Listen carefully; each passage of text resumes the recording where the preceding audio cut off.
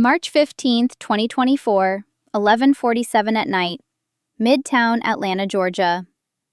Elena Hartley lay crumpled on the studio apartment floor, her right arm twisted at an angle nature never intended.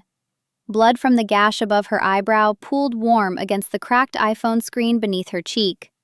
Shattered glass from the coffee table glittered across cheap laminate flooring like cruel diamonds, catching dim light from the kitchenette. 8 feet away, beyond the wreckage of their last argument, Ginger's final cry faded to silence. The orange tabby had been her mother's cat, 6 years old, the only living thing that still loved Elena without condition or complication. Past tense now. Garrett Brennan's Dodge Charger engine roared to life in the parking lot below. Tires shrieked against asphalt. The sound carved through her shock like a blade through silk. He would return. The pattern never changed. Violence, exit, return with apologies that meant nothing, and promises that meant less. Tonight felt different, only in degree, not kind. 20 minutes, maybe less if he found another bottle. Elena's left hand trembled as she dragged the phone closer. Mascara and blood smeared the cracked screen. Her vision doubled, tripled, settled into painful clarity. She needed Kate Morrison. Best friend since Clark Central High School, the only person who knew enough of the truth to understand the desperate mathematics of this moment. The message typed itself through muscle memory and desperation. He broke my arm and killed Ginger. I can't do this anymore. Send. Autocorrect had other plans. Kate's new number, switched last Tuesday when she'd finally escaped Verizon's data throttling, differed by a single digit. The text message hurtled through Atlanta's cell network toward a stranger's phone. Wrong number, wrong life. Maybe the right choice after all. 47 seconds crawled past, each one measured by the throbbing metronome of her fractured radius. The screen lit up with a response that made her breath catch. Address. Now. Not Kate's voice. Kate would have called immediately, words tumbling over each other in panicked concern. This carried weight, authority, command wrapped in 2 words that somehow promised both threat and salvation. Elena stared at those 5 letters and 1 period for 11 seconds. Her rational mind cataloged the dangers. Serial killers, human traffickers, worse things that happened to women who trusted strangers with their location at midnight. Her desperate mind countered with simpler arithmetic. Kate wasn't answering. Her arm screamed with every heartbeat. Ginger was dead, and Garrett would return. The choice made itself. 2,847 Fairview Apartments, Unit 12. The response arrived in 4 seconds flat. Lock door. Don't open for anyone but me. 18 minutes. 18 minutes. Precision suggested competence, or calculation. Elena used her good arm to drag herself toward the door. Every inch of movement extracted its price in white-hot agony. The deadbolt clicked home. She collapsed against the base of the door, cast in her own blood and another woman's broken promises. Across town, 52 floors above Peachtree Street, Dominic Michael Salvatore set down his Mont Blanc pen. The rezoning contracts for Little 5 Points could wait. 8 commercial buildings, $47.3 million in leveraged capital, 3 years of strategic property acquisition, all of it suddenly secondary to 2 sentences from an unknown number. Councilman William Davis shifted his considerable weight in the leather chair. Sweat darkened his collar despite the office's climate control. The text appeared ordinary enough on the phone's surface. Desperation bled through the screen. Dominic stood. The motion carried finality that made Davis flinch. Meeting's done. Davis sputtered something about permits and guarantees. The words evaporated into irrelevance. Lucas Grant materialized from his position near the door, 6'4" of controlled violence wrapped in a suit that cost less than Dominic's, but concealed weapons more efficiently. The scar bisecting his left eyebrow, gift from an IED outside Kandahar, pulled tight as he processed his employer's expression. The elevator descended in silence. Lucas had learned years ago that Dominic's quiet carried more weight than other men's shouting. 37 seconds into the descent, he spoke. Need everything on this number. Everything. Lucas pulled out his own phone, made a call. 2 minutes and 14 seconds later, he had answers. Elena Marie Hartley, 28, born Athens, Georgia. Mother deceased 3 years prior, ovarian cancer. Father unknown, no name on birth certificate. Waitress at Rosie's Diner on Ponce de Leon, 4 years employed. Nursing school dropout, 2019, financial hardship. Clean record, no arrests, no warrants. Current address matched the one she'd texted. Boyfriend, Garrett William Brennan, 31. 2 assault convictions, plea bargain to misdemeanors. Possession with intent, 18 months at Fulton County. DUI last year, suspended license.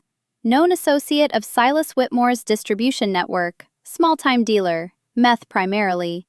Medical history showed a pattern Lucas recognized from a dozen similar cases. Emergency room visit November 2023. Bruised ribs, patient reported falling downstairs. August, sprained wrist, accident at work. May, concussion, walked into cabinet door. The lies women told to protect men who hurt them never changed. Only the details varied. Dominic's jaw tightened as Lucas recited the facts. The Escalade cut through late-night Atlanta traffic with purpose. 18 minutes became 16, then 12. 5 years ago, another woman had needed help Dominic couldn't provide in time. Isabella Rose Salvatore, born Bennett, dead at 33 in an underground parking garage.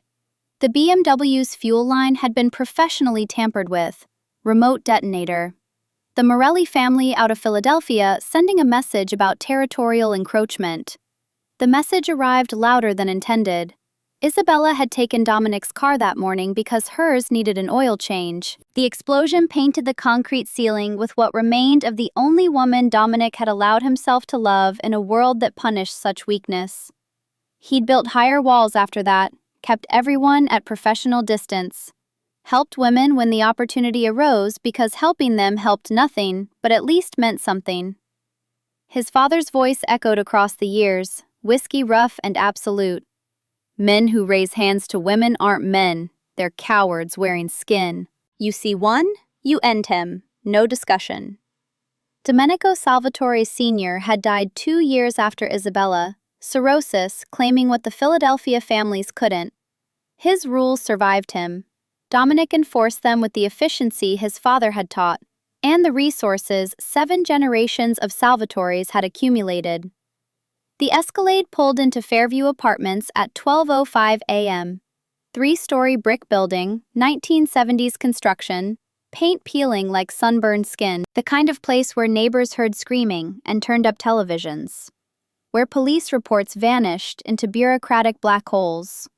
Where women died slowly from accumulated injuries and faster from single catastrophic ones.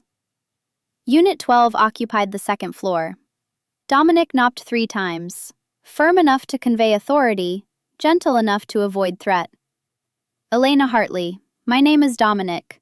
I'm the person you texted. Silence stretched 7 seconds. The peephole darkened. Elena saw 2 men in suits that cost more than 3 months of her wages. The older one carried danger like cologne. Expensive, subtle, unmistakable. The younger one's scar and military bearing suggested he'd earned the right to look that calm while clearly armed. Every survival instinct Elena possessed screamed warnings. Strange men, midnight, her alone and injured. The mathematics of vulnerability. How do I know you're not? He cut through her question with precision that bordered on violation. You texted this number 19 minutes ago. Said someone broke your arm, killed your cat. His name is Garrett Brennan. You're a waitress at Rosie's Diner. Your best friend, Kate Morrison, teaches 4th grade at Oakmont Elementary. Want more proof? Or want help? The shock of being known by a stranger paralyzed her for 3 heartbeats. Then the deadbolt clicked. The door opened. Dominic's assessment took 3 seconds. Training from his father and 20 years managing human assets made him efficient. The swelling in her right forearm told the radial fracture story, possible ulnar involvement. The cut above her eyebrow needed cleaning and probably stitches. Shattered safety glass scattered the apartment like evidence. The whiskey bottle, Jim Beam, 3/4 empty, lay on its side near the overturned couch cushion. Lucas saw the kitchen first. His peripheral vision caught the small orange form. He'd done 3 tours in Afghanistan, seen children blown apart by landmines, civilians executed in streets. The deliberate cruelty of killing a pet to hurt a woman still made his jaw clench. Boss. Dominic's expression didn't change, but his voice dropped an octave. Medical kit. Call Dr. Walsh. Tell her we're 20 minutes out. He knelt before Elena, eye contact without staring, professional distance without coldness. May I examine your arm? She nodded. Speech seemed beyond her current capacity. His touch proved surprisingly gentle. Fingers traced the injury with clinical precision. She winced but didn't cry out. Tough, or too shocked for pain to register fully. Clean fracture, maybe 2 bones involved. You need x-rays and proper setting. Hospital's not an option right now, but I have a private physician, best in Atlanta. She'll handle everything. I can't afford. I'm not asking you to pay. Lucas returned from the kitchen. His face told Dominic everything. Wrap her. Respectfully. We'll handle burial. Dominic turned back to Elena. I'm sorry. Truly sorry. The words broke something in her that Garrett's violence hadn't quite reached. 2 years of holding herself together through escalating abuse. 2 years of lying to Kate, to her coworkers, to the woman in the mirror. 2 years of shrinking herself smaller and quieter and more invisible, hoping that would be enough to stop his fists. It hadn't been enough. It would never have been enough. Elena collapsed forward, her face pressed against $4,000 of Tom Ford suit fabric. Blood and tears and snot ruined the jacket. Dominic didn't move. One arm supported her weight, careful of the broken limb. His other hand rested on her head with the kind of steadiness that suggested he'd held broken things before and knew how. You're safe now. I promise you're safe. The words carried conviction that made them almost believable. Elena wanted to believe them, needed to believe them, had nothing left but belief in a stranger who somehow felt safer than anyone she'd known in years. 23 minutes later, Lucas helped Elena into the Escalade's back seat. Dominic slid in beside her. The vehicle moved through Atlanta's arteries with purpose. Elena stared at the city lights bleeding past the tinted windows. Everything felt distant. Shock, probably. Maybe blood loss. Definitely the complete dissolution of the life she'd been living. The clinic occupied the first floor of a northside building that looked more like a boutique hotel than medical facility. Marble floors, original art on walls, ambient lighting designed to soothe rather than illuminate. Zero hospital smell. Dr. Evelyn Walsh met them at a private entrance. 52 years old, silver hair pulled into a precise bun, hands that had performed reconstructive surgery on Doctors Without Borders missions, and now handled Salvatore family medical issues with equal competence and considerably more compensation. She assessed Elena with the efficiency of someone who'd seen this exact presentation before. Too many times before. Mr. Grant, waiting room. Miss Hartley, examination room, please. Lucas departed without argument. Dr. Walsh knew her business. Dominic trusted her judgment. The door closed on Elena's last view of the scarred man who looked like he could kill someone with a spoon and would probably feel bad about it after. The X-rays confirmed Dominic's assessment. Radial and ulnar fractures. Clean breaks. No displacement. Lucky, if such a word applied to having your arm broken by someone who claimed to love you. Dr. Walsh set the bones with practiced efficiency. Twilight sedation dulled the worst of it. 6 stitches closed the forehead laceration. Fiberglass cast. Elena chose purple when offered color options. Some tiny rebellion against the night's darkness. Rebecca Morrison appeared during the final casting stage. 33 years old, 5'10", athletic build that came from actual training rather than gym vanity, blonde hair in a tactical ponytail, SIG P365 visible under her jacket because she wanted it visible. Former Army MP, current head of Salvatore Security, answered to Bex because Rebecca felt like someone else's name. Miss Hartley, I'm Bex. I'll be outside while Dr. Walsh finishes up. Professional, courteous, armed. Elena added Bex to the growing list of things that made no sense about this night. Dr. Walsh noticed Elena's expression. "You're wondering who Mr. Salvatore is?" Elena nodded. "A man with considerable resources." "That's not an answer." "It's the answer I'm permitted to give, but I'll add this. You're the 9th woman I've treated this year for injuries like yours. Not one has regretted accepting his help. 9 women. This was a pattern, a system. Dominic Salvatore ran an underground railroad for abuse victims. The question Elena couldn't answer? Why? Dr. Walsh finished the cast work. 6 to 8 weeks for full healing, physical therapy after. Pain management script, ibuprofen primarily. I don't recommend opioids given your situation. Questions? Elena had approximately 300 questions, none of them medical. The Whitley Hotel in Buckhead represented old Atlanta money trying to look like new Atlanta sophistication. Presidential suite on the 14th floor, 1,800 square feet, bigger than any apartment Elena had occupied in her life by a factor of 4. Bex drove. The Mercedes S-Class moved through pre-dawn Atlanta like a shark through dark water. Smooth, silent, dangerous if you forgot what it was. Your belongings are already in the suite. We took inventory. List is on the desk if you want to verify. Elena's hands started shaking. They'd been inside her apartment. While Garrett could have returned, while she'd been getting treatment. How many people? How fast? How did they know what to pack? The bags on the king bed answered some questions and raised others. Her clothes, specific drugstore toiletries she preferred, laptop, photo albums including the one with her mother, even the stuffed elephant from childhood she kept hidden in the closet because Garrett mocked it. They'd cataloged her life in under 2 hours. The efficiency terrified and comforted in equal measure. Her phone buzzed. Unknown number, but she recognized it now. Get rest. We'll talk tomorrow morning. You're safe. Tomorrow felt like a country she'd never visited. Elena managed a response with her left thumb. What about Garrett? Being handled. Don't worry about him anymore. The words should have brought relief. Instead, they raised new fears. What did handled mean in Dominic Salvatore's world? She'd watched enough television to construct scenarios. None of them ended well for Garrett. Some part of her, the part that still remembered the charming man who'd bought her flowers and listened to her dreams, worried about his fate. The larger part, the part nursing a broken arm and mourning a dead cat, couldn't find the energy to care. 2:14 a.m. Elena stood in the hotel bathroom staring at her reflection.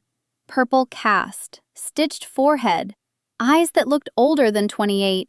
The woman in the mirror had survived something, was surviving something. The verb tense remained unclear. She managed to shower with the cast wrapped in the plastic bag Bex had provided.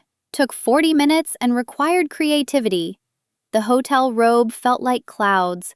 The bed felt like surrender. She collapsed into both. Sleep came in fragments. Every sound jerked her awake. Ice machine down the hall became Garrett breaking in. Elevator ding meant he'd found her. Footsteps in the corridor meant he was coming to finish what he'd started. 3:47 a.m. marked the complete breakdown. Elena sobbed into an 800 thread count pillow. 2 years of accumulated fear and pain and shame poured out. The hotel's soundproofing meant no one heard. Maybe that made it worse. Memories played against her closed eyelids. Meeting Garrett 2 Mays ago at Rosie's Diner. He'd been charming, attentive, tipped 40% and asked about her day like the answer mattered. First date was perfect. Flowers, good conversation. He'd listened when she talked about dropping out of nursing school, about her mother's death, about feeling adrift. The first shove came 8 months ago. An argument about money. Garrett unemployed, Elena covering rent. He'd pushed her into the wall. Not hard, just enough. Then immediate apologies. Tears, promises, the classic script performed with conviction. She'd believed him because believing cost less than leaving. Each subsequent incident came with explanations. Stress, bad day. She'd provoked him. He was sorry. It wouldn't happen again. It always happened again. The intervals shortened, the violence intensified. Broken phone when he thought she was texting other men. She wasn't. Bruised ribs when dinner wasn't ready. It had been ready, just not the right temperature. Sprained wrist when she mentioned visiting Kate. He didn't like Kate's influence. Tonight, he'd been drunk, paranoid, convinced she was sleeping with the line cook at Rosie's, a 62-year-old man named Albert who talked exclusively about his grandchildren. The accusation was absurd. Garrett's rage was not. The coffee table exploded under her weight when he shoved her. Her arm snapped when she tried to catch herself.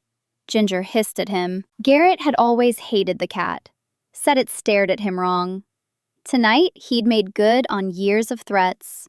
The sound of Ginger's final cry would live in Elena's nightmares forever. So would the casual cruelty in Garrett's eyes as he grabbed his jacket and keys. Maybe now you'll learn to keep your mouth shut. Those had been his parting words.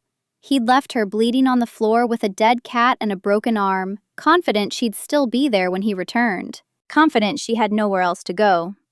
He'd been right about that, until he wasn't. Elena woke at 8:17 a.m. to sunlight streaming through floor-to-ceiling windows. The arm throbbed. The rest of her felt hollowed out. She found clothes in the closet, new, her size, Nordstrom tags still attached. A note hung with the outfit. Sizes extrapolated from belongings. If incorrect, charge replacements to room. Bex. The level of organization suggested resources beyond normal. Elena added it to her growing list of questions for a man she'd met 6 hours ago and somehow trusted with her life. 9:03 a.m. found her in the dining room, the hotel's restaurant, elegant without being showy, old Atlanta money aesthetic. Dominic Salvatore sat at a corner table, privacy screen, view of the kitchen exits. He stood when she approached, pulled out her chair, old-fashioned courtesy that felt genuine rather than performative. "How's the arm?" "Hurts, doctor. Walsh gave me Vicodin, but I don't like how it makes me feel." "Understandable. Ibuprofen helping?" "Better." He ordered coffee for both. The assumption irritated and comforted her. He'd guessed correctly. She did drink coffee. Black, 2 sugars. How did he know? The waiter departed. Privacy returned. Elena's hands wrapped around the cup for something to anchor her. "Where's Garrett?" "On a bus to Jacksonville. Left at 3:15 this morning. He won't be back." "How can you be sure?" "Because he understands what happens if he does." The certainty in Dominic's voice made Elena's stomach tighten. She'd seen enough crime shows to fill in blanks. Her imagination painted scenarios involving shallow graves and industrial machinery. "What did you do to him?" "Had a conversation. Made options clear. He chose the smart one." "You didn't kill him?" Dominic leaned back, studied her with eyes that missed nothing. "Elena, I'm going to be honest with you. About who I am, what I do, because you deserve to know what you've stepped into." The preamble made her pulse quicken. Nothing good ever followed such declarations. "My name is Dominic Michael Salvatore. My family has been in Atlanta for 7 generations. We run legitimate businesses: real estate development, construction, waste management, restaurants. Russo Development Corporation. You've probably seen our signs." Elena nodded. Russo Development buildings dotted Atlanta's skyline. Billion-dollar company. She'd never connected the Salvatore name to it. "We also run illegitimate businesses: gambling, money laundering, protection, import-export of controlled substances in limited capacity. Things that operate outside the law." The word hung unspoken between them. Elena forced herself to say it. "Your Mafia." That word carries baggage. But essentially, yes. My family controls certain aspects of Atlanta's underworld. We maintain order. We have rules. Lines we don't cross. Elena should have stood. Should have run. Should have called police or Kate or someone who existed in the normal world. Instead, she heard herself ask, "What are the rules?" Dominic's slight smile suggested approval. "Rule 1. No drugs to children. Ever. Men like Silas Whitmore who sell meth to teenagers? They're not part of our organization for exactly that reason. Rule 2. No human trafficking. Prostitution that's consensual and protected is different, but trafficking gets an immediate death sentence. His voice hardened on the third rule. Rule 3. No violence against women, children, or animals. Zero tolerance. That's why you helped me. That's why I helped you. Garrett violated Rule 3. In my world, that's unforgivable. Elena processed information that should have sent her screaming into the street. Criminal empire, murder, organized crime. All the things law-abiding citizens feared. You've helped other women. Doctor. Walsh said, I'm the 9th this year. Yes, why? Dominic paused. Genuine vulnerability flickered across his expression. 5 years ago, my wife Isabella died. Car bomb meant for me. She was collateral damage of my world. He showed a photo on his phone. Blonde woman, beautiful, laughing, green eyes that held light like promises. I swore after that, never again. No more innocent victims. So when I can stop violence against women, I do. It doesn't bring her back, but it means something. The raw honesty in his voice made Elena's chest tighten. This man who orchestrated criminal enterprises and presumably ordered violence when necessary had been broken by love and loss. The contradiction made him human. Dangerous, but human. What happens to me now? That's your choice. I'm giving you options. He laid them out with the precision of a contract negotiation. Option 1. Fresh start in a new city. He'd provide apartment, job references, $20,000 in starting capital. Clean break. New life. Walk away and never look back. Option 2. Stay in Atlanta. Work for Russo Development in a legitimate capacity. $58,000 annually plus benefits. Real job analyzing property acquisitions. Real work. And the catch? No catch. But option 2 means you'll see how my world operates. Not the illegal parts unless you ask, but you'll be around it. You'll meet people who work in gray areas. You'll understand things most people don't. At any point you want out, you tell me. I'll give you option 1 then. Elena stared at this man who'd rescued her from Garrett and now offered choices when she'd had none for 2 years. The smart decision was option 1. Run. Hide. Build a life where mafia bosses didn't factor into daily calculations. But running felt like losing, felt like letting Garrett win, felt like staying small and scared forever. I want option 2. You're sure? No, but I'm sure I don't want to run anymore. I've been running from Garrett for 2 years. Hiding, shrinking, making myself smaller. I want to see what it's like to not be afraid. Dominic's smile reached his eyes this time. Then welcome to Russo Development, Miss Hartley. Across town, Rusty's Tavern opened its doors at 1:30 a.m. to regulars who preferred darkness to daylight. Garrett Brennan occupied his usual stool. 3 friends formed his audience. Byron Fletcher, massive and nervous. Reed Sullivan, aggressive and stupid. Colton Hayes, cowardly and loud. Garrett displayed his bloody knuckles like trophies.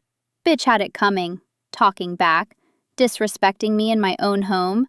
Had to teach her a lesson. The men laughed, encouraged, validated. The same script performed in dive bars across America every night.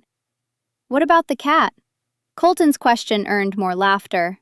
Fuck that cat. Thing hated me anyway. Kicked it into next week.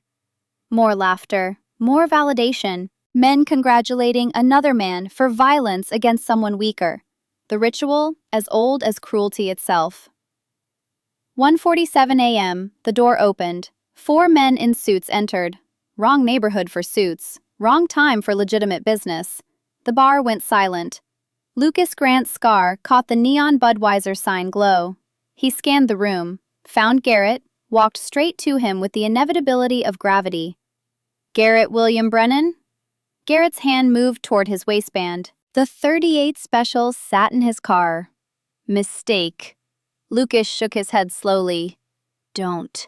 Unless you want this to go badly for everyone here.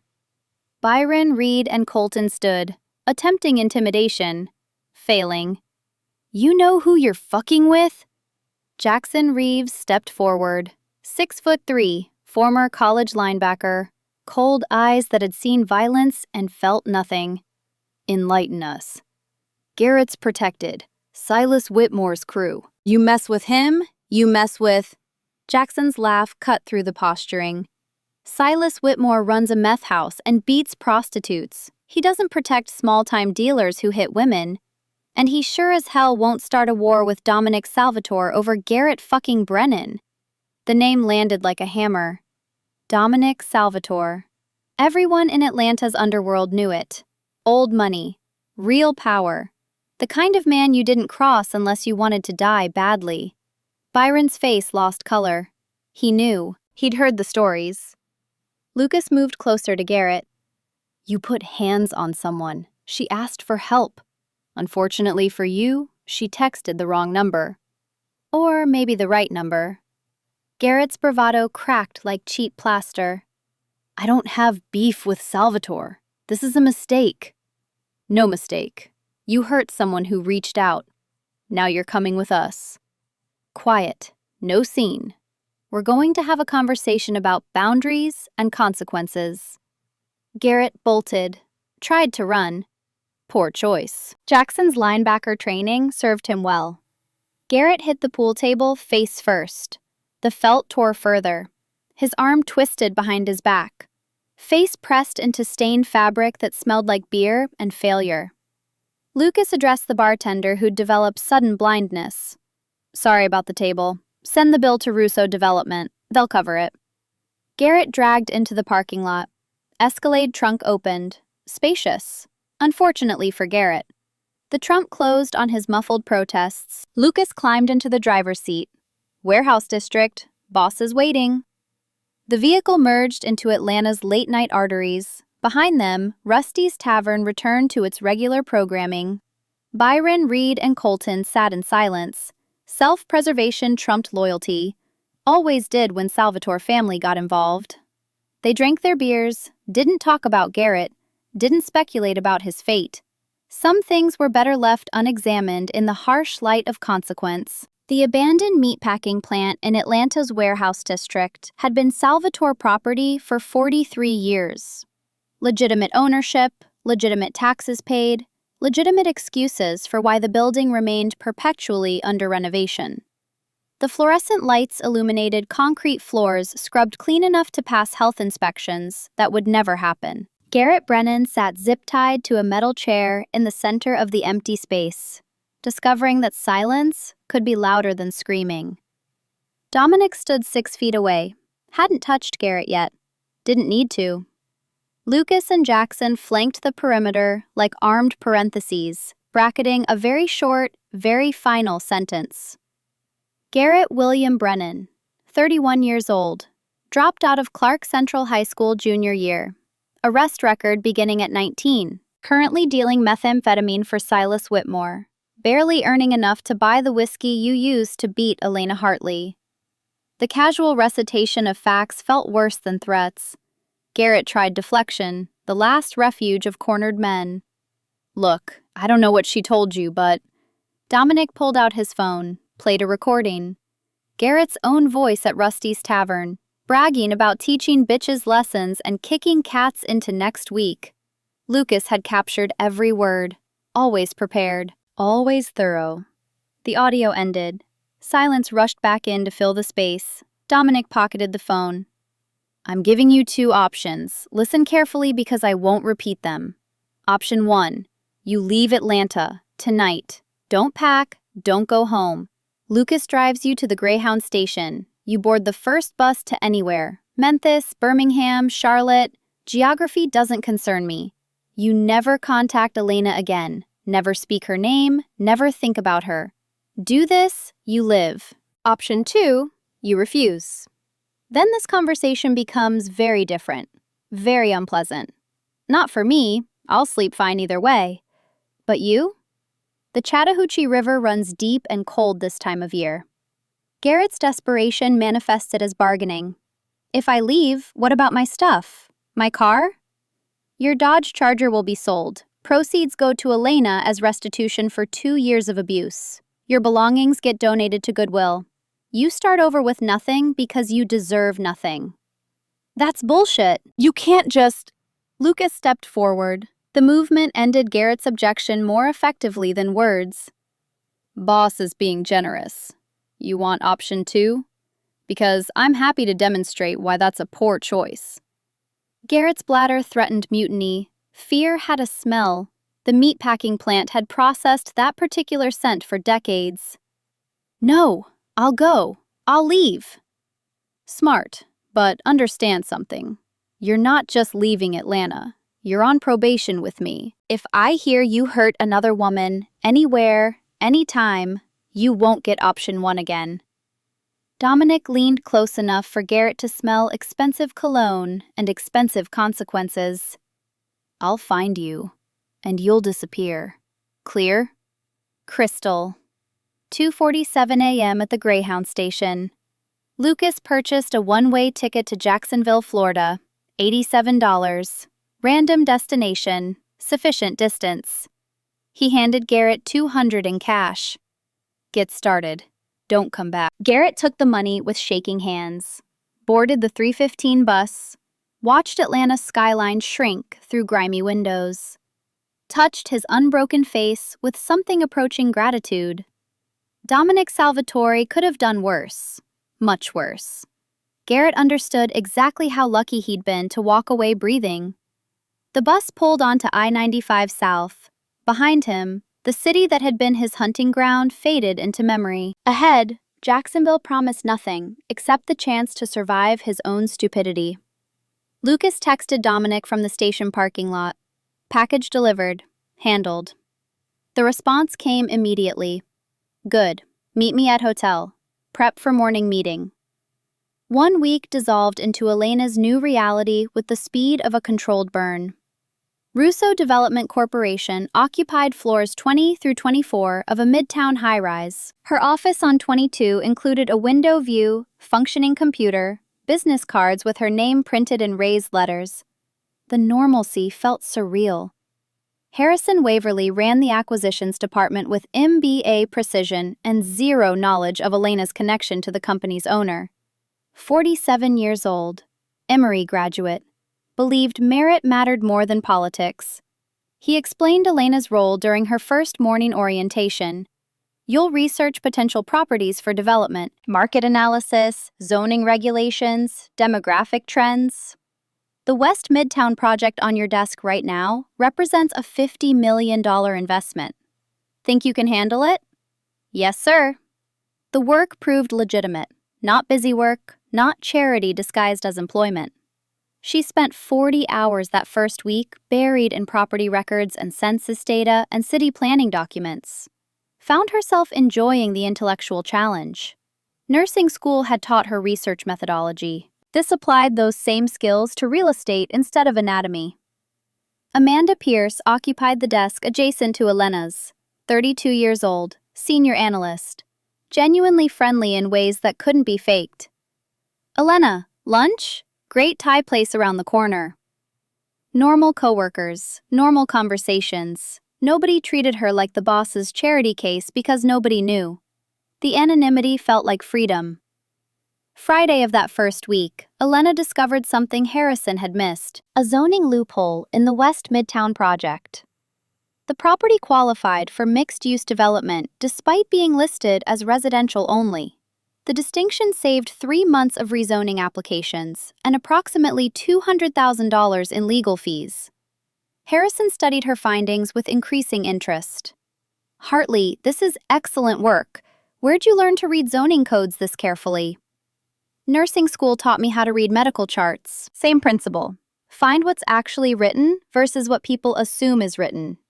Well, it just saved us significant time and money. I'm copying Waverly on this.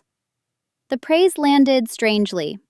Elena had spent 2 years being told she was worthless, stupid, incompetent. Garrett's voice still echoed in her skull, insisting she'd never amount to anything without him. Turns out, Garrett was wrong about most things.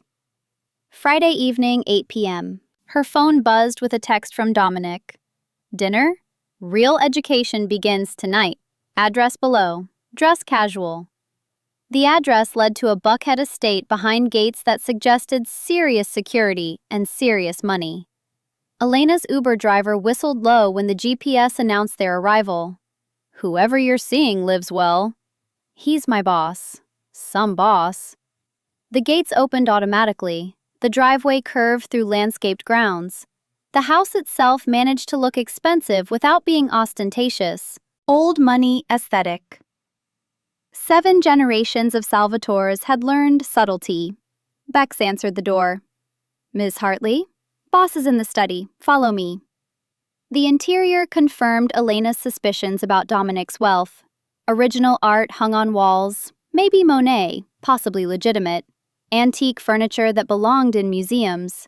Family photographs spanning generations. The Salvatore lineage documented in silver frames. The study contained floor-to-ceiling books with cracked spines proving they'd been read. Gas fireplace burning despite Atlanta's mild spring. Leather chairs worn comfortable. Scotch decanter on the side table. Dominic wore jeans and a Henley shirt, barefoot. The casual clothing humanized him in ways the Tom Ford suits never could. He poured Pellegrino for Elena without asking, remembered she didn't drink alcohol. Small details that suggested attention. You chose option 2. That means you're in my world now. Peripherally, but still present. So I'm going to teach you how to survive it. Lesson 1. Never show fear. Everyone feels fear. Biology demands it. But in my world, predators smell fear like sharks smell blood. Your face stays calm. Your voice stays steady. Your hands don't shake. Elena's hands trembled slightly holding the glass. But I do get scared. I know. Fear and showing fear are different things. Practice in the mirror. Fake composure until it becomes real. Fake it long enough, it stops being fake. Lesson 2. Read people, not words. Most humans lie. Not maliciously, socially. Fine, no problem. I'll handle it. Words cost nothing. Body language reveals truth. Watch eyes. Watch hands. Watch feet. The body betrays what the mouth conceals. He leaned forward, studying her. Right now, you're sitting with knees together, hands in lap, shoulders slightly curved inward. Know what that tells me? Elena shook her head. You feel vulnerable, out of your depth. But you're here anyway, which means you're braver than you believe. That's useful information about character. She consciously straightened her spine, uncrossed her legs, met his eyes. Better. Lesson 3. Loyalty is currency. In the legitimate world, money talks. In my world, loyalty talks louder. People who prove loyal get protected, get opportunities, get wealthy. People who betray... He paused. Let the silence complete the sentence. How do you know who's loyal? Test them. Small things initially. See if they follow through. Build trust slowly over time. Are you testing me? Every day, and so far you're passing. They ate dinner at the kitchen table. Nothing formal. Homemade pasta from his grandmother's recipe, learned during childhood summers. The domesticity jarred against his criminal empire status. Elena discovered Dominic could cook, could discuss movies and books with genuine enthusiasm, could be human when the business mask came off. They both loved old westerns. Both read mystery novels. Both found comfort in stories where good and evil drew clear lines that reality never provided. 10:34 p.m. Elena prepared to leave, called for an Uber. Thank you for tonight. You're welcome. Same time next Friday? The lessons? If you want them. I do. Dominic walked her to the door. Elena, one more thing. Yes? You're doing better than you think. Trust yourself. The Uber arrived. Elena settled into the back seat. Her phone buzzed halfway home. Unknown number. Text message with a screenshot attachment. Tell your boss Garrett's not done. We're coming for him. And you. SW. The attached image showed Garrett in Jacksonville, beaten bloody, holding today's newspaper. Proof of life. proof of threat. S.W. Silas Whitmore. Elena's hands shook despite lesson 1. She texted Dominic immediately. He called 30 seconds later, bypassing text for the urgency of voice. Don't go home. Turn around. Return to the Whitley Hotel. Same suite as before. Bex is en route. What's happening? Silas Whitmore made a move. We'll handle it. But you need somewhere secure. Who's? Later. Hotel. Now. The Uber driver agreed to reverse course for an extra $40. Elena arrived at the Whitley to find Bex waiting in the lobby, armed, alert, all business. Upstairs. Boss wants you safe while we sort this out. 11:08 p.m. Salvatore Estate basement. The war room bore no resemblance to the elegant study upstairs. Soundproofed walls, multiple monitors, secure communications equipment. This was where real business happened, insulated from aesthetic concerns. Lucas, Bex, Jackson, and Preston Hawthorne gathered around the conference table. Preston's Harvard MBA and accounting expertise made him invaluable for managing money that couldn't appear on legitimate ledgers.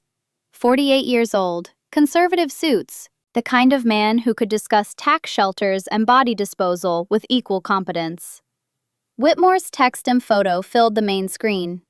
Lucas provided background. Silas Whitmore, 38, runs meth distribution targeting college students and high schools. 3 strip clubs fronting for prostitution, non-consensual trafficking variety. Suspected in 4 missing women cases, bodies never recovered. Not part of our organization, not part of Rutherford's organization either. Malcolm Rutherford runs old-school operations. Has rules. Whitmore's independent. No code. Dangerous. Bex analyzed the photo. Whitmore found Garrett in Jacksonville. Not difficult. Garrett's an idiot who used his real ID at a motel. Whitmore's held him approximately 8 hours based on visible bruising progression. The text to Elena is psychological warfare. He's threatening her to hurt you, boss. Dominic studied the screen with the intensity of a chess master examining an opponent's gambit. Why target me? I haven't interfered with his operations. Preston pulled up financial records. 3 months ago, Russo Development purchased the building complex where Whitmore operated his primary lab. You evicted all tenants for renovation. Standard procedure. Whitmore lost approximately $400,000 in product and equipment during emergency relocation. He blames you. The purchase had been legitimate business. Dominic hadn't known about Whitmore's operation. Didn't matter. Whitmore saw opportunity. Hurt Elena, hurt Dominic. Appear strong to other crews considering territorial expansion. Jackson's solution was characteristically direct. Let me handle Whitmore. Tonight. Clean. No, boss, if we don't respond, we respond, but smart, not emotional. Dominic turned to Lucas. Where is Whitmore now? His club, the Velvet Room on Metropolitan. Friday nights he collects from the girls. Then we arrange a meeting. Tomorrow night, neutral ground, Whitmore and me. We negotiate terms. Lucas recognized the trap being set. You know he'll try to kill you. I'm counting on it, which is why you'll all be there, hidden, armed. He makes a move, we end it. What about Elena? Round-the-clock protection. Bex plus 2 rotating shifts. And Garrett? Leverage until this resolves. After that, he goes to legitimate authorities. Kate's kidnapping, when that happens, gives us probable cause to involve real police. Wait, Lucas caught the phrasing. When Kate's kidnapping happens? Dominic's expression hardened. Whitmore will escalate. It's what men like him do. He'll go after someone close to Elena as leverage. Kate Morrison is the obvious target. Geography teacher, predictable schedule, lives alone. Easy prey. We prepare for that probability. Saturday morning, Elena woke in the hotel suite to 3 missed calls from Kate and a text string demanding explanations. Where are you? You said you'd call back Tuesday. Elena, seriously, I'm worried. If I don't hear from you by noon, I'm calling police. Elena stared at the messages. Couldn't tell Kate the truth. Couldn't keep lying effectively. The witness protection story was wearing thin. she called. Kate answered on the first ring. Finally! Where the hell have you been? I'm sorry, things got complicated. Complicated how? Are you okay? You sound weird. I'm fine, just dealing with some stuff. What kind of stuff? Elena, you're scaring me. Can we meet for coffee? I need to tell you something in person. They agreed on Sunday morning. Common Grounds Cafe. Public enough for safety, quiet enough for conversation. Elena hung up, feeling the weight of secrets she couldn't share and truths she couldn't hide much longer. Sunday, 9:17 a.m. Kate Morrison arrived first, 29 years old, 4th grade teacher. Elena's friend since sophomore year, when they'd bonded over shared hatred of chemistry class. She'd watched Elena shrink under Garrett's influence, tried intervention twice, been rebuffed both times because abused women protect their abusers until they can't anymore. Elena walked in at 9:23, wearing sunglasses that hid nothing. The purple cast made lying difficult. Kate's face cycled through shock, horror, fury. Oh my God. What did he do? The story came out in fragments, edited version. Arm broken, cat killed, Garrett gone. Omitted the part about texting a Mafia boss by accident. Claimed she'd found a women's shelter with resources. Kate's hands trembled around her latte. Why didn't you call me? I would have helped. You know I would have helped. I know, but I needed to handle it myself. By finding a shelter? They've been amazing. Got me set up with new apartment, new job, everything. Kate's teacher instincts detected holes in the narrative. What kind of shelter has those resources? Well-funded one? Elena, what aren't you telling me? Before Elena could navigate that minefield, her phone buzzed. Dominic. She let it go to voicemail. Kate noticed. Who was that? Nobody important. Liar, you checked the screen fast. That's not nobody. It's complicated. Everything with you lately is complicated. The barista called out another order. Background noise covered their silence. Kate broke first. Are you in trouble? Opposite of trouble, actually. I'm safer than I've been in 2 years. That's not an answer. It's the answer I can give right now. But Kate, I promise, I'm okay. Better than okay. Kate studied her friend's face, saw truth in the conviction even if the details remained murky. Fine, but I'm checking on you weekly. And if this mysterious shelter turns out to be some weird cult or sex trafficking thing, I'm calling FBI. Deal. They finished coffee, hugged goodbye. Elena watched Kate walk to her car, unaware that 2 of Bex's security team watched from separate vehicles. Protection without Kate's knowledge. Necessary, but invasive. Monday morning, Russo Development functioned with the rhythm of legitimate business. Elena buried herself in property analysis, found 3 more zoning advantages on different projects. Harrison began assigning her increasingly complex work. The competence felt foreign after years of being told she had none. Monday evening, 6:47 p.m. Elena's apartment doorbell rang. Not the hotel. Dominic had arranged a permanent 1-bedroom in Virginia Highland. Safe neighborhood, doorman, security cameras. She paid $600 monthly. Russo Development subsidized the remaining $1,200 as employee benefit. Completely legitimate on paper. She opened the door to find Dominic holding takeout bags. Thought you might be tired of eating alone. The presumption should have annoyed her. Instead, she stepped aside, let him enter. He unpacked Thai food from the place Amanda had recommended. Green curry, pad Thai, spring rolls. More food than 2 people needed, but exactly the right amount to feel generous rather than wasteful. They ate on her small balcony overlooking the street, watched Atlanta's evening traffic, discussed nothing important and everything that mattered. Movies they'd watched, books they'd read, childhoods that shaped them into who they'd become. Dominic's father had been hard but fair. Taught him the family business starting at age 12, demanded excellence, delivered consequences for failure. Died of cirrhosis 2 years after Isabella's murder. Some men drowned grief in whiskey. Domenico Salvatore Sr. had been drowning since his wife's death when Dominic was 8. Isabella's death pushed him under permanently. Elena's mother had been her whole world. Single parent who worked 2 jobs to keep them housed and fed. Ovarian cancer took her slowly, over 18 months. Elena dropped out of nursing school 3rd year to provide hospice care, used what little money remained for funeral expenses, picked up waitressing to survive. Met Garrett 6 months later, when she was vulnerable and lonely and desperate for someone to care. Neither of them said the obvious.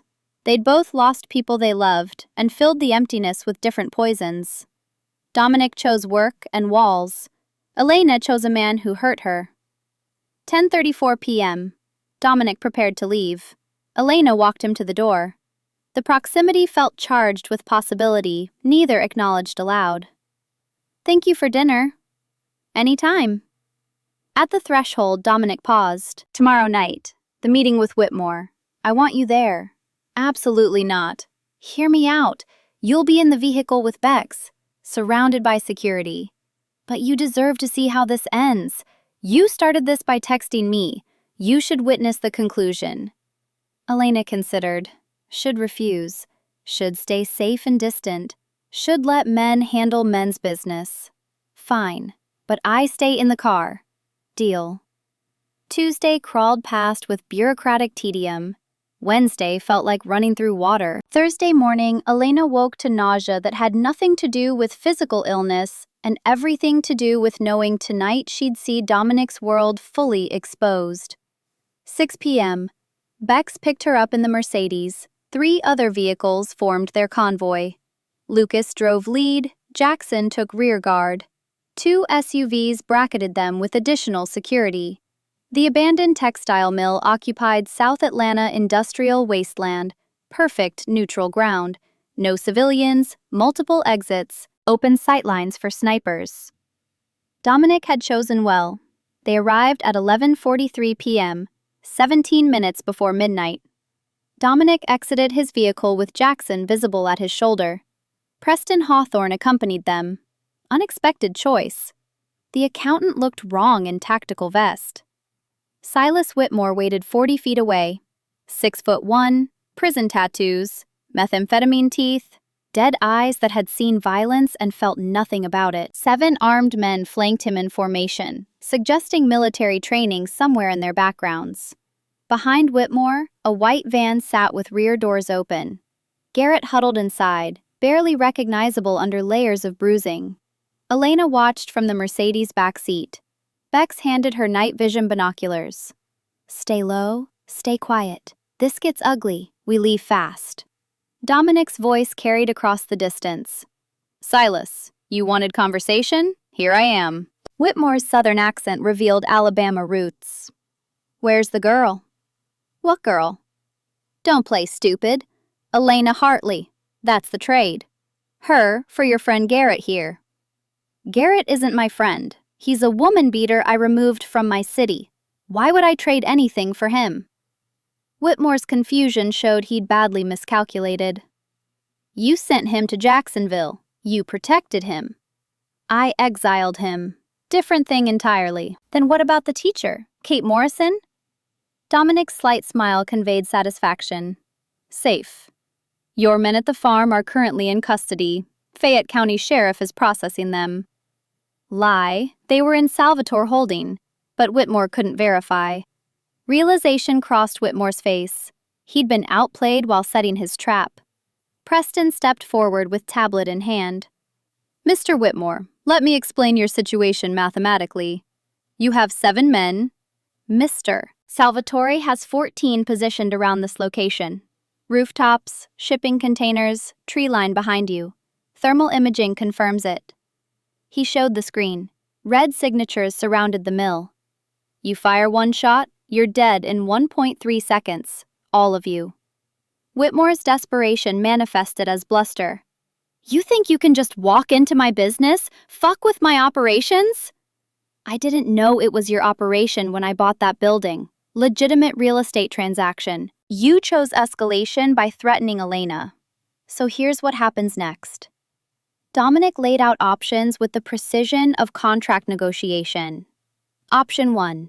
Leave Atlanta permanently. Option 2. War that Whitmore would lose. Option 3.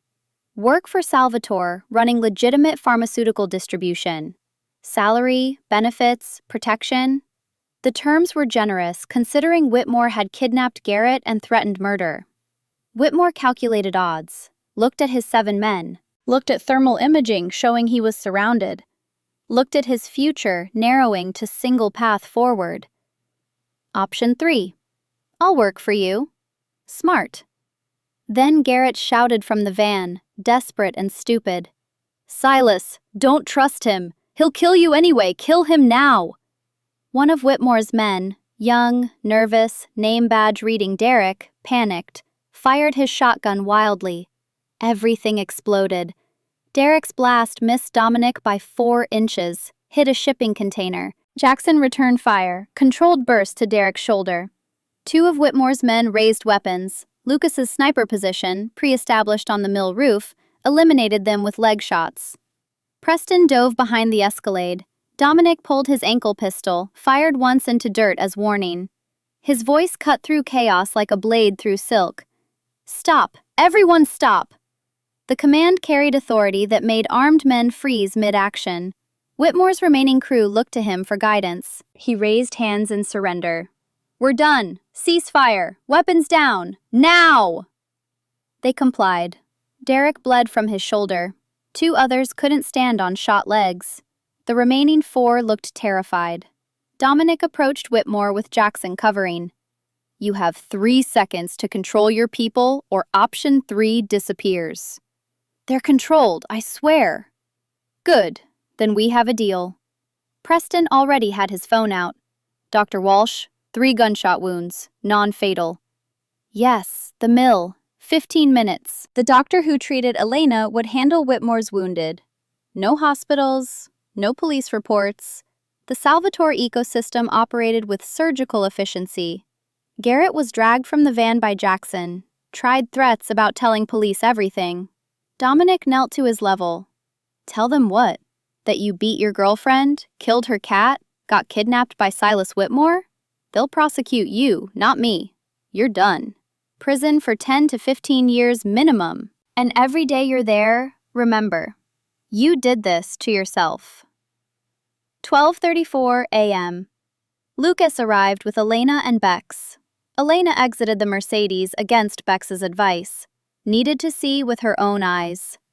The scene resembled war zones from news footage. Men bleeding on concrete. Garrett zip-tied and broken. Dominic holding a weapon she'd never seen him carry. The reality of his world crashed into her like cold water. Not abstract anymore. Not stories over Thai food. Blood. Violence. Her world now if she stayed. Dominic saw her expression. You shouldn't be here. I needed to see it. All of it. She walked to Garrett, looked down at the man who'd broken her arm and killed her cat and terrorized her for 2 years. He looked up with something resembling hope. Elena, baby, please. Tell them I didn't mean. You broke my arm, killed Ginger, terrorized me for 2 years, and now you're going to prison where you belong. She leaned close enough he could smell her shampoo. And I'm going to be fine. Better than fine. Because I'm everything you tried to destroy and couldn't. Walked away without looking back. The finality of it settled into her bones like truth. Dominic gave Lucas instructions. Take Garrett to police via anonymous tip. Leave him zip-tied at a gas station. Let legitimate authorities handle prosecution for Kate's kidnapping, which would happen as Dominic predicted, making the frame preemptive justice. To Whitmore. Be at Russo Development 9 a.m. Monday. Preston will have paperwork. You start clean, you stay clean. Yes, sir. To Elena. Let's go home. 1:47 a.m. Salvatore Estate Kitchen. Dominic brewed chamomile tea using his grandmother's remedy for shock. Elena sat at the farmhouse table watching him move through the space with domestic competence that contradicted everything she'd witnessed 2 hours earlier. The man who'd orchestrated a standoff with loaded weapons now measured honey into ceramic mugs with the precision of someone who cared about getting small things right. Steam rose between them like questions neither wanted to ask.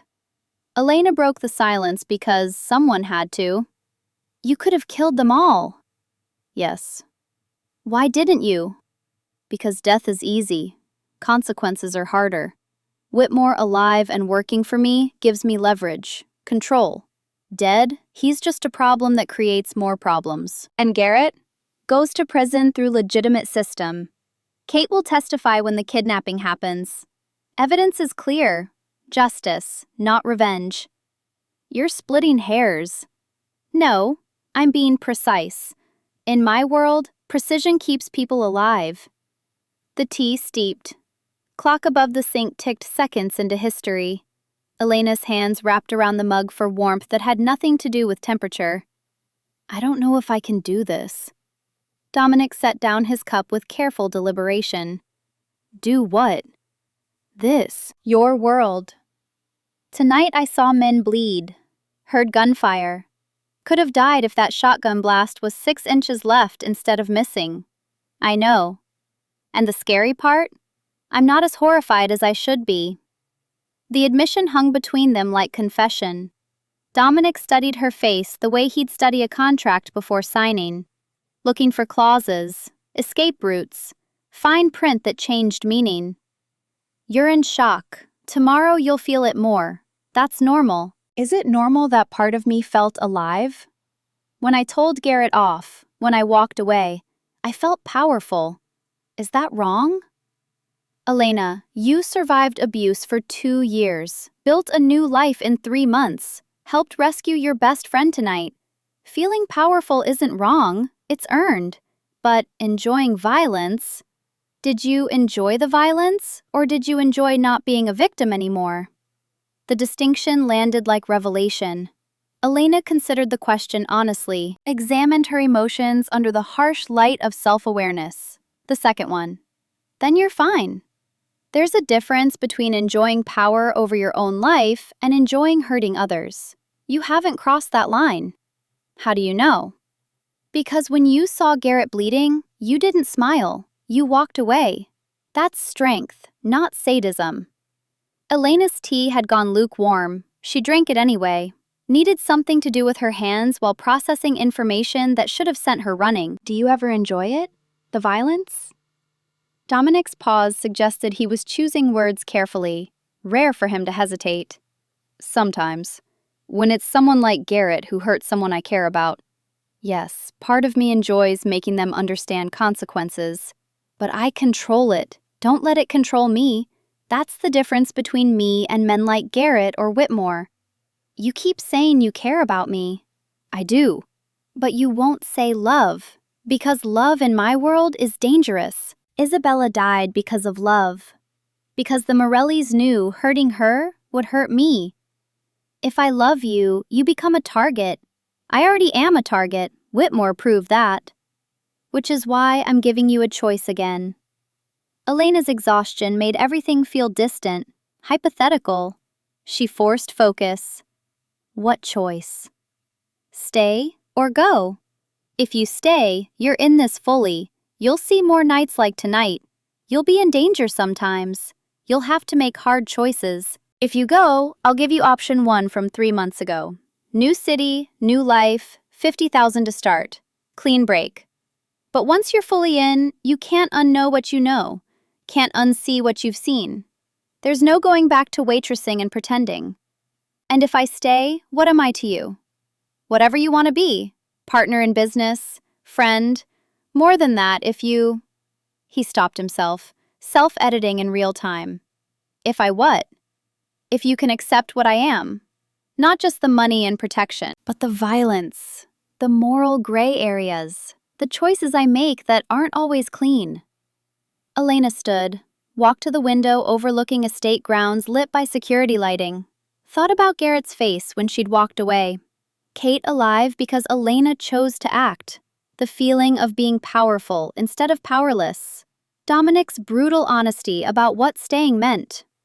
3 months ago, I texted a wrong number because I had no one else. Tonight, I helped rescue my best friend with a Mafia crew. That's insane! Yes, and I don't want to go back. You're sure? No, but I'm sure I'd rather face danger with choice than safety in a cage. Garrett was a cage. Your world is freedom with consequences. I can live with consequences. Dominic stood, approached with the caution of someone who'd learned the price of assumption. Then you should know, I've been holding back. From what? From this. The kiss eliminated distance, not gentle, not asking permission, but not forceful either. Elena could pull away if she wanted. She didn't want. Kissed back with 2 years of pent-up hunger for touch that didn't hurt, for desire that didn't demand submission, for connection that felt like choice instead of surrender. They pulled apart, breathing like survivors of drowning. Dominic's control had cracks showing. Elena discovered she liked seeing them. How long have you wanted to do that? Since the night I met you. Liar, you didn't even know me. I knew enough. This is a terrible idea. Probably. You're a criminal. Technically. I'm your employee. Also true. And I look like your dead wife. Dominic's expression shifted, serious now beneath the attraction. You look like her.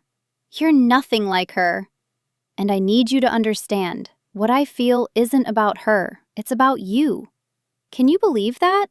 Elena searched his face for deception, found only complicated truth. I'm trying to. That's enough for now. 2:34 a.m. Dominic showed her to a guest room upstairs. Second door. Bex was staying too for security. Professional distance reimposed after the kitchen had dissolved it. You should sleep. Tomorrow we handle the aftermath. Where will you be? Office, paperwork from tonight, police reports to monitor, Whitmore's integration to plan. You don't sleep? Not much. Hazard of the job. Elena stood at the guest room threshold. Didn't want to sleep alone, but wasn't ready to ask otherwise. Dominic? Yes? Thank you. For Kate. For everything. You're welcome.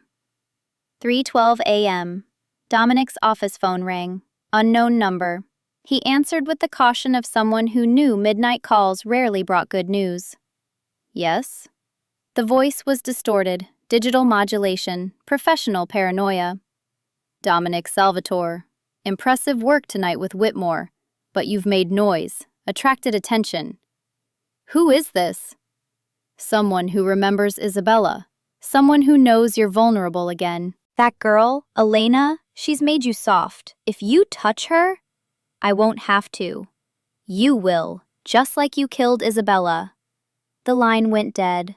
Dominic stared at the receiver like it might explain itself, pulled up old files on his computer. Morelli family, Philadelphia, Isabella's murderers. The truce had been signed 5 years ago, blood debt paid, agreement honored.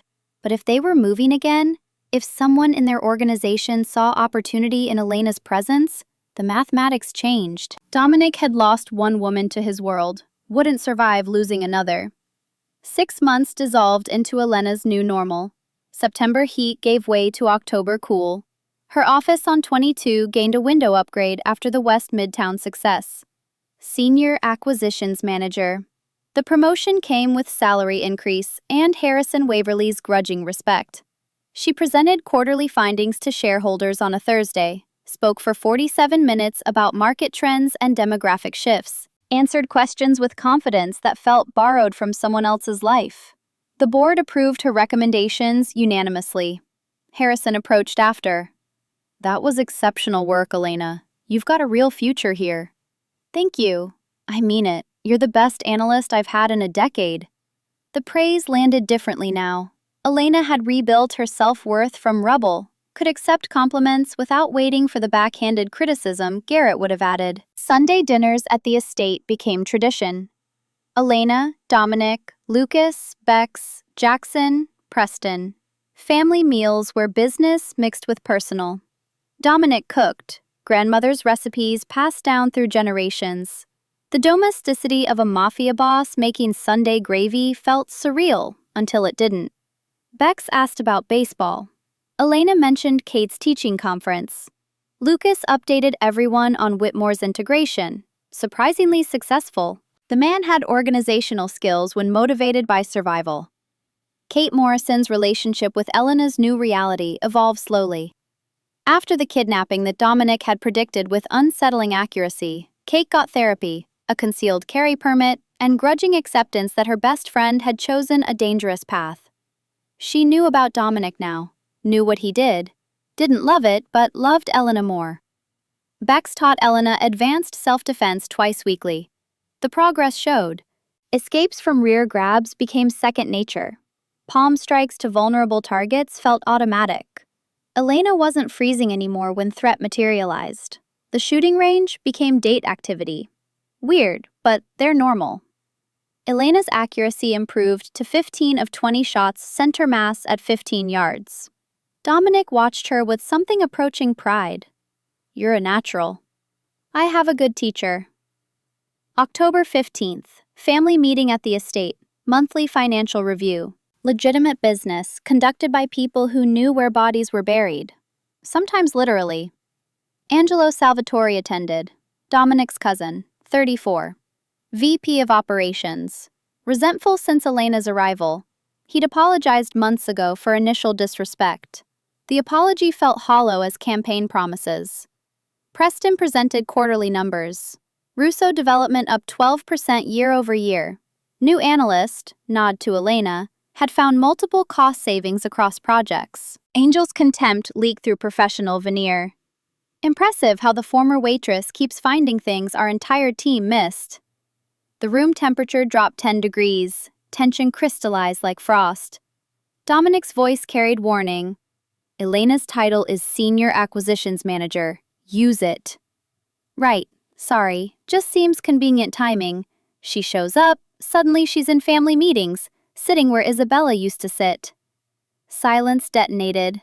Lucas's hand moved toward concealed weapon. Disrespect to Isabella crossed lines that ended careers. Or lives. Dominic stood with deliberate slowness. Outside. Now. The hallway conversation was conducted in tones too low for eavesdropping, but body language told the story. Dominic leaning in. Angelo backing up. Apologies that came too late to matter. Inside the conference room, Elena processed what Angelo had revealed. She looked like Isabella, sat in Isabella's chair, had appeared in Dominic's life with suspicious timing. Bex showed her phone. Photo of Isabella at a charity gala, 2018. Blonde, where Elena was brunette, but the bone structure, the height, the build. Uncanny similarities that couldn't be coincidence. Does Dominic... is that why he... Bex chose words carefully. I don't know, maybe subconsciously, but I've seen how he looks at you. It's not like he looked at Isabella. It's different. Different how? Like he's seen you, not her ghost. Elena's phone buzzed. Unknown number. Text with photo attachment. Ask Dominic if you're replacement or revenge. He's using you. A friend. The attached image showed Isabella and Elena side by side. Red circles highlighted similarities. Nose, jawline, eyes. Whoever sent this wanted her to doubt, to question, to run. She showed Bex the text. Bex traced the number through methods Elena didn't ask about. Burner phone. Purchased cash 3 days ago. Dead end. That evening, Elena's apartment. Doorbell at 6:47. Dominic with takeout. Thai food again. Attempting normalcy that felt strained under the weight of unasked questions. They ate on her balcony, discussed nothing important. Everything that mattered remained unspoken until Elena couldn't carry the weight anymore. I got a text today, showed him the photo comparison. Watched his face for reaction. He examined it with professional detachment that felt like armor. Who sent this? I don't know. Someone who wants me to think you're using me. He traced the number, called Lucas, got the same dead-end answer, hung up and met Elena's eyes. You do look like Isabella. I noticed immediately. That night I got your text, when I pulled your DMV photo, I saw it. Elena's stomach dropped. Confirmation hurt worse than speculation. So that's why you helped me. No, that's why I noticed. There's a difference. I don't see one. Dominic sat across from her, honesty in his expression that looked like pain. When Isabella died, I shut down. Didn't date. Didn't let anyone close. Told myself it was because my world is dangerous, which is true. But really, I was afraid of losing someone again. Then you texted me. And yes, the resemblance made me look twice. Made it easier to care, maybe. But Elena... He leaned forward, intensity in his eyes that demanded she believe him. You're nothing like Isabella where it matters. She was gentle, sheltered, needed protecting. You survived Garrett for 2 years, asked for help when you needed it. You're learning my world instead of running. You're strong. I don't love you because you look like her. I care about you because you're everything she wasn't. Everything I need. The word hung between them like confession. You love me? Dominic paused. Hadn't meant to say it. Couldn't take it back. I care about you. Deeply. More than I intended to. When did you intend to care? I didn't. That's the problem. Elena's anger rose like floodwater. So what am I? A project? Redemption for not saving Isabella? You get to be hero this time? No. Then what? I don't know. I didn't plan this. I helped you because it was right. You stayed because you're capable. And now I don't know where the line is anymore between mentor and something else. But I know this. I look at you and I see you. Not her. You. Elena stood, paced her small balcony, processed information that felt like betrayal and truth simultaneously. I need space. To think. Understandable. And I need to know. If I didn't look like her, would you have helped me? Dominic's pause was answer enough, but he gave words anyway. I'd like to think yes, but I don't know. Maybe the resemblance made me pay attention where I wouldn't have. I can't change that. I can only tell you. What I feel now isn't about her. But if you can't believe that, I understand. He stood to leave, stopped at the threshold without turning back. I'm going to Philadelphia next week. Meeting with the Morellis. Old business about Isabella that needs settling. When I get back, if you're still here, we'll talk. Really talk. If you're gone, I'll understand that too. The door closed behind him. Elena stood alone on her balcony watching Atlanta's lights blur through tears she hadn't realized were falling. Her phone buzzed. Kate. Coffee tomorrow? Need to talk. Elena typed back, yes, need that too. Sunday morning, Common Grounds Cafe. Kate arrived with the kind of expression teachers use when delivering hard truths to students who don't want to hear them. You're in love with him. Not a question, statement of fact. Elena stirred her coffee. Didn't deny it. I don't know what I am. Confused, scared, angry that I might be a replacement for his dead wife. Kate reached across the table, took Elena's hand. You're not a replacement. You're you. And maybe you look like her, but from what you've told me about Isabella, you're nothing alike where it counts. That's what he said. Then maybe believe him. Look, I hate that he's a criminal. Hate that you're in danger. Hate that I got kidnapped because of this whole mess. But, Elena, Kate's voice softened, I haven't seen you this alive in years. Not since before Garrett. Maybe not since before your mom died. Whatever Dominic is, whatever his world looks like, you're thriving in it. That matters. What if he only noticed me because I look like her? Then he's an idiot who got lucky. Because he's getting you, and you're better than any ghost. Elena laughed despite everything. Kate had that effect. Cut through complications with teacher-grade honesty. He's going to Philadelphia to meet with the people who killed Isabella. When? Friday. Are you going with him? He didn't ask. But you want to. Elena met her friend's eyes, saw understanding there that came from a decade of friendship. Yeah, I do. Then go. And Elena, if he hurts you, I really will kill him. I've got a Glock now, and I'm a decent shot. Friday morning. Elena showed up at the Salvatore estate at 6 a.m. Bex answered the door, surprised. Boss is in the kitchen, packing. Elena found Dominic filling a travel bag with the methodical efficiency of someone who'd done this many times. He looked up. Shock flickered across his face before control reasserted itself. "You're still here. I'm still here. And I'm coming with you, Elena." "Don't. Don't tell me it's dangerous. Don't tell me I should stay safe. You said when you got back we'd talk. But I think we should talk now, on the way." "This isn't a negotiation." "No, it's me making a choice. You gave me choices from the beginning. I'm choosing this." Dominic studied her face, saw determination that matched his own. "Bex, we'll need another seat on the plane. The private jet left Hartsfield-Jackson at 9 a.m. Elena had never flown private. The leather seats, the full bar, the space. It felt like entering a different world, which she had, months ago, still adjusting to the altitude. During the flight, Dominic explained.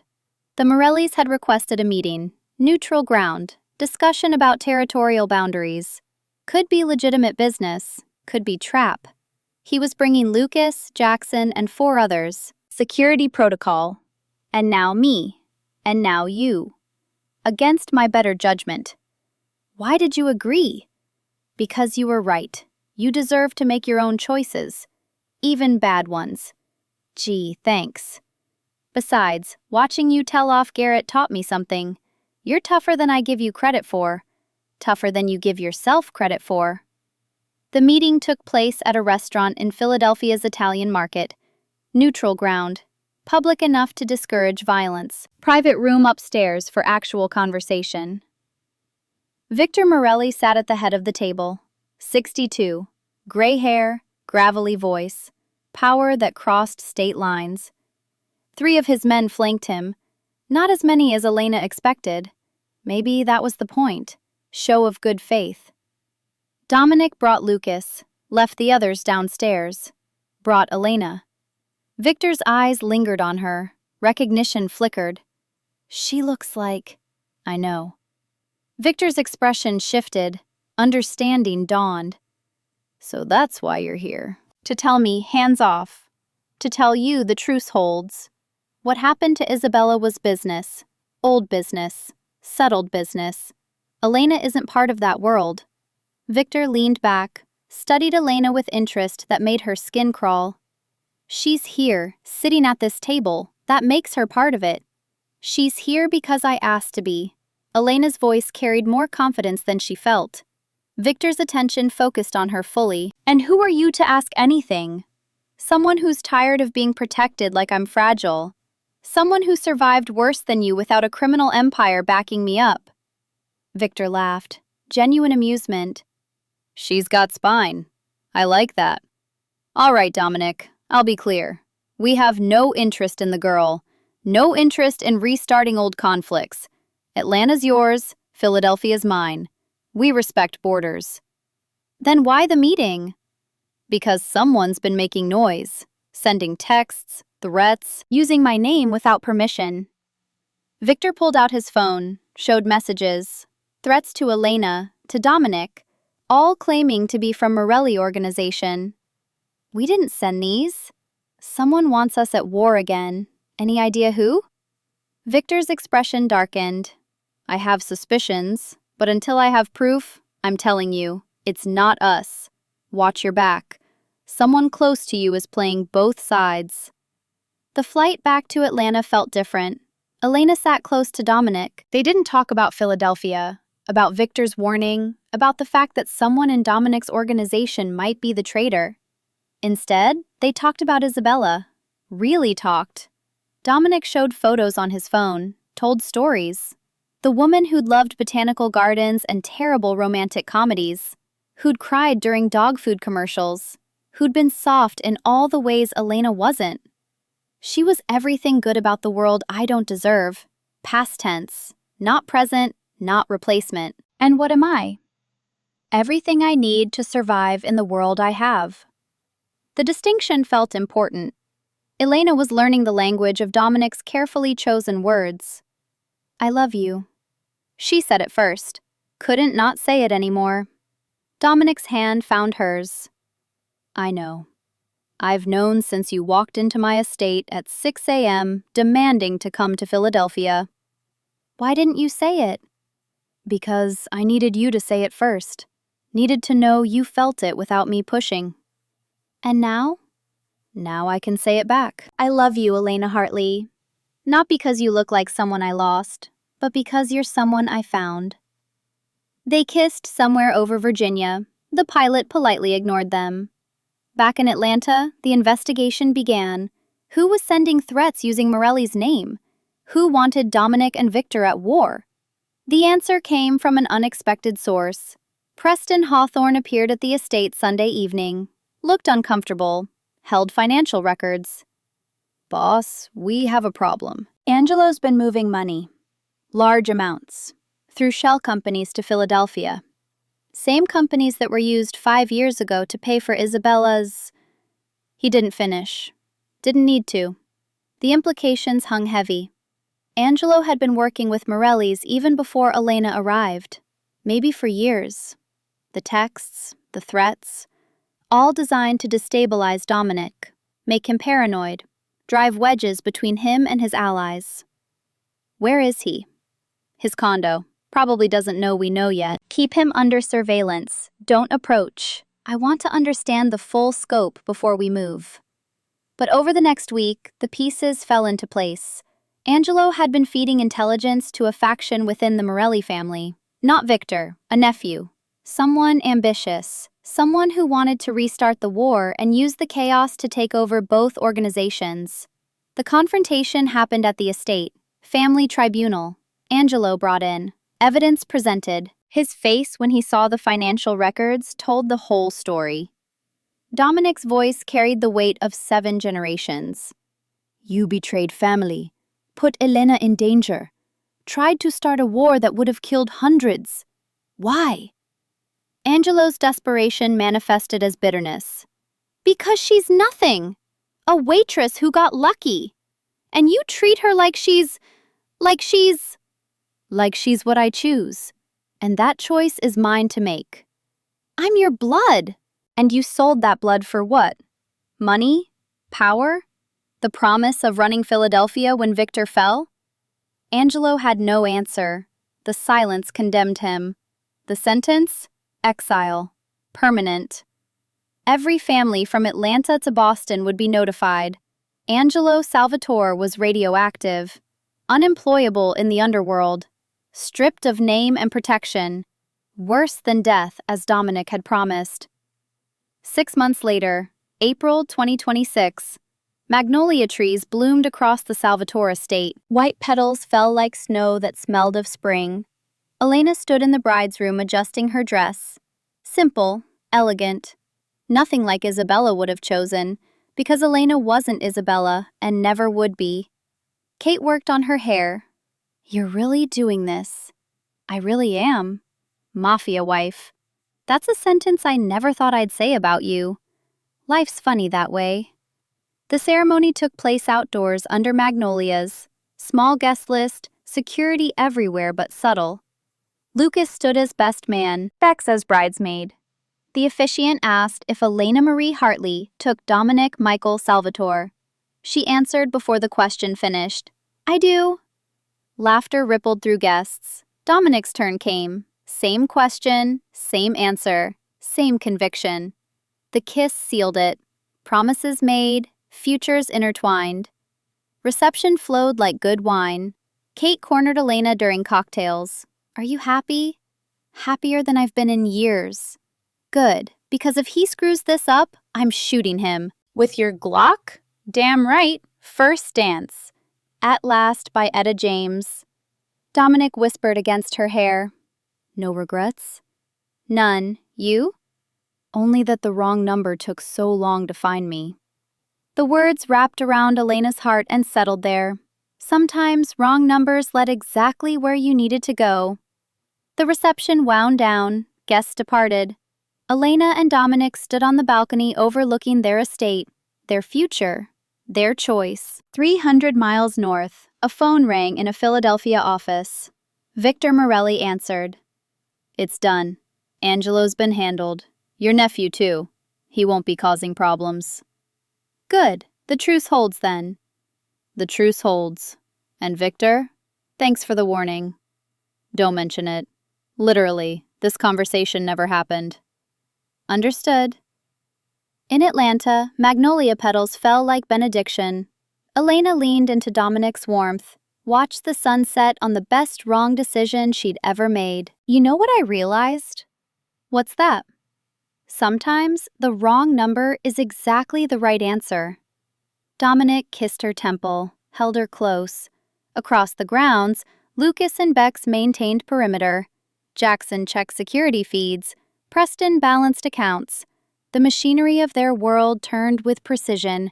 And at its center, two people who'd found each other through accident and chosen each other through intention. The future remained uncertain.